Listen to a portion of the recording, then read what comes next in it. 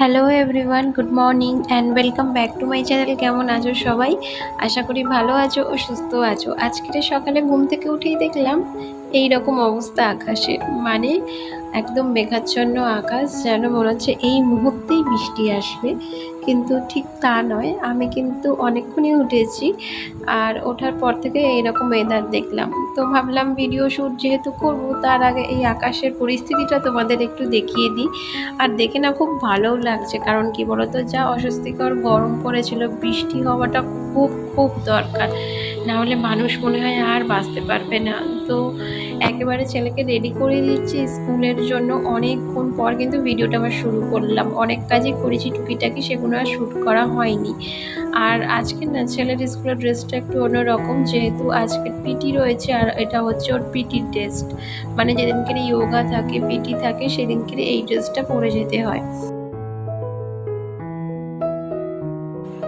আর আজকের না সকালবেলা উঠে আমার একদমই ইচ্ছা করছিল না ভিডিও বানাতে, কিন্তু তারপরে ভাবলাম না, একটু ব্লগিং করে নিই, না ভালোই লাগে না।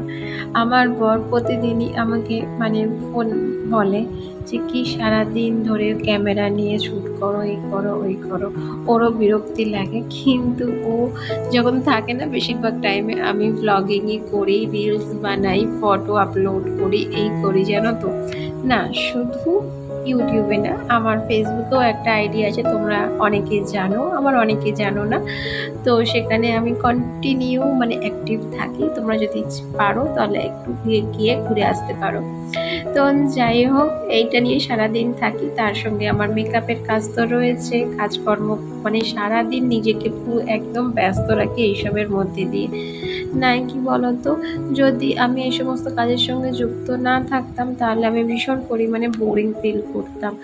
আর মানে আমি না চাই না যে আমি একেবারে ঘরে বসে যাই, মানে কি বলতো, মানে আমি চাই না যে আমি এই বয়সেই মানে একদম ঘরকুনো হয়ে যাই।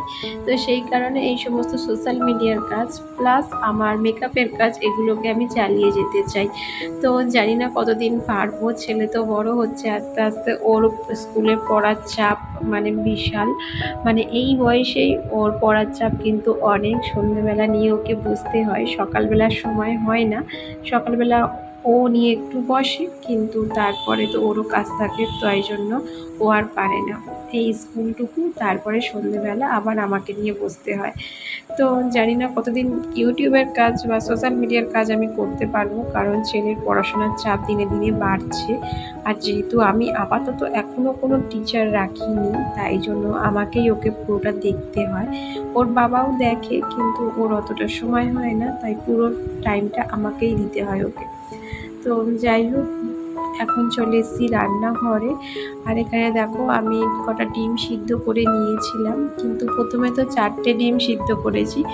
তারপরে ফ্রিজে দেখলাম অলরেডি কালকের আমি একটা ডিম সিদ্ধ করে রেখেছিলাম খাবার জন্য, কিন্তু সেটা ভুলেই গেছি, খেতেই পারিনি, মানে ভুলে যাওয়ার কারণেই খাইনি। তো এটাই হয় জানো তো, সকালবেলা উঠে ভাবি যে আজকের আমি এইটা খাবো, মানে এই প্রোটিনটা খাবো, এই প্রোটিন পাউডার বলো, ফ্রুট বলো, বা কোনো রকম ভেজিটেবল বলো, নিজের জন্য যে মানে যে একটু সময় বার করবো, সেটা আর আমার হয়ে ওঠে না। মানে সময়ই পাই না। করে তো রাখি, কিন্তু খাবার সময় হয় না। তো যাই হোক, সেই ডিমটা এখন বার করে দেখো, একেবারে 5খানা ডিম আজকে রান্না করব। মানে ডিমের কারি বানাবো, তার সঙ্গে ডাল বানাবো, আর বানাবো আলু সিদ্ধ। ব্যাস, এই হচ্ছে আজকের আমাদের দুপুরের লাঞ্চ। তো চলো ঝটাফট রান্নাগুলো করে নিই, আর তোমরা ভিডিওটা পুরো দেখতে থাকো, আশা করি তোমাদের ভালো লাগবে। তো ভিডিওর মাঝখানেই তোমাদের কাছে একটা ছোট্ট রিকোয়েস্ট, প্রতিদিনকারের মতো আমার ভিডিওর কোনো অংশ যদি তোমাদের একটু ভালো লেগে থাকে, একটা লাইক শেয়ার অ্যান্ড কমেন্ট করে দিও। আর হ্যাঁ, আগের দিনকারের ভিডিওতে একটা বন্ধু কমেন্ট করেছো যে তুমি কোথায় থাকো, মানে আমি কোথায় থাকি। আমি নর্থ 24 পরগনা ব্যারাকপুরে থাকি। যদি চিনে থাকো অবশ্যই কমেন্ট করে জানিও, আর এটাও অবশ্যই বলো যে তুমি কোথায় থাকো আর কোথা থেকে আমার ভিডিওটা দেখছো। ঠিক আছে? তো সব বন্ধুদের কাছে রিকোয়েস্ট, নিজেদের মানে কে কোথা থেকে আমার ভিডিও দেখো সেটা অবশ্যই একটু জানিয়ে দিও, তাহলে আমারও বেশ ভালো লাগে। আর এই যে দেখো মশলাটা কষানোর পর ডিমগুলো ছেড়ে দিলাম। মানে এটা না একটু মাখা মাখা টাইপের করব, কোনো রকম জল এতে আমি ইউজ করব না, এতে ডিম কষা খুব টেস্টি হয়। জল ইউজ করলে না অতটাও ভালো লাগে না, জানো তো। যেহেতু আজকে ডালও বানিয়েছি, তাই এখানে একটু আলু সিদ্ধ আমি মেখে নিচ্ছি। কার কার এইরকম আলু সিদ্ধ খেতে পছন্দ অবশ্যই কমেন্ট করে জানিও তো। আমার তো ভীষণ ভালো লাগে ভাজা পেঁয়াজের সাথে কাঁচা লঙ্কা নুন তেল দিয়ে এইরকম আলু সিদ্ধ। এতে আমি লঙ্কাটা দিইনি, কারণ যেহেতু আমার ছেলে খাবে, তো সেই কারণে ওর জন্য একটু সরিয়ে নিয়ে তারপরে কাঁচা লঙ্কা দেবো। ওই যে দেখো পাশে কাঁচা লঙ্কা আমি রেখেই দিয়েছি। তো কাঁচা লঙ্কা দিলে ভীষণ পরিমাণে টেস্টটা আরও বেড়ে যায়। আর বিশ্বাস করো, আমি যে ডিম রান্না করেছি ওটা কিন্তু আমার জন্য বেকারি, কারণ আমি ডিম অতটা পছন্দ করি না, আমার বরই বেশিরভাগ ডিমটা খায়। মানে বিশেষ করে ওর জন্যই আমার ডিমটা করা, নাই আমার ডাল আলু সিদ্ধ সবজি এগুলোই বেশি খেতে ভালো লাগে। মানে একদিক দিয়ে বলতে পারো যে আমি ভেজিটেরিয়ান। তো মাছটা টুকিটাকি খেয়ে থাকি, কিন্তু ডিম মাংস এগুলো আমার একদমই পছন্দ নয়। মানে একটা অপছন্দের জিনিস। আসলে কি বলতো, রেগুলার খেতে খেতে না একটা যেন মুখে অরুচি এসে যায়। কিন্তু আমার বরের আমার ভীষণ প্রিয় মাছ মাংস ডিম। তো সেই জন্যই বেশিরভাগ করা। তো যাই হোক, ভিডিওগুলো কেমন লাগছে অবশ্যই কমেন্ট করে জানিও।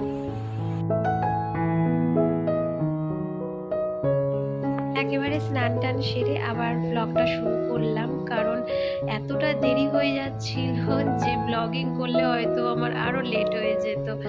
সেই জন্য একেবারে মানে রান্নার কাজকর্ম সেরে স্নান সেরে পুজোর ঘরে এসে ভিডিওটা আবার শ্যুট করছি। তো অনেকটাই বেলা হয়ে গেছে, প্রায় 1টার কাছাকাছি বাজতে যায়, আর আমি এখন ঠাকুরকে পুজো দিচ্ছি।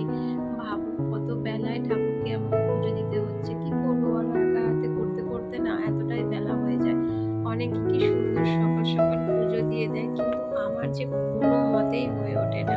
মানে ঘুম থেকে উঠতে উঠতে আমার 7টা 7:30 বেজে যায়, তারপরে তো ঘরের টুকিটাকি কাজকর্ম থাকে, সেগুলো করতে করতে 10টা বেজে যায়, আর তার মধ্যে ছেলের স্কুলের টাইমও হয়ে যায়। এই সমস্ত করতে করতে দুপুর 1টা। তো যাই হোক, বলার কেউ নেই বলেই বেঁচে গেলাম। যদি বলার কেউ থাকতো তাহলে হয়তো আমাকে অনেক সকালে ঘুম থেকে উঠে আগে ঠাকুরের পুজো দিতে হতো। তো যাই হোক, এই যে দেখো এখন ছেলেকে ভাত খাইয়ে দিচ্ছি, আর এখন ঘড়ির কাঁটায় দুপুর 2টোর মতো বাজে। আর একটা জিনিস খেয়াল করো, ও অনবরত ফোন দেখছে আর ভাত খাচ্ছে, এইটাই রেগুলার করে। না হলে ওকে ভাত খাওয়ানো না ভীষণ টাফ হয়ে যায়, জানো তো। হ্যাঁ জানি এটা বাজে অভ্যাস, আমি চেষ্টা করবো আস্তে আস্তে ছাড়িয়ে দেওয়ার। কিন্তু কি বলতো, ও ভাত না খেলে না আমারও ঠিক ভালো লাগে না। মানে যতটুকুই খাক না কেন, খেয়েছে তো এমন মনে হয়। আর ওকে দেখলে নিশ্চয়ই বুঝতে পারো ও কতটা খায় আর কতটা খায় না, মানে ওর শরীর দেখে নিশ্চয়ই বুঝতে পারছো। তো বন্ধুরা, আজকের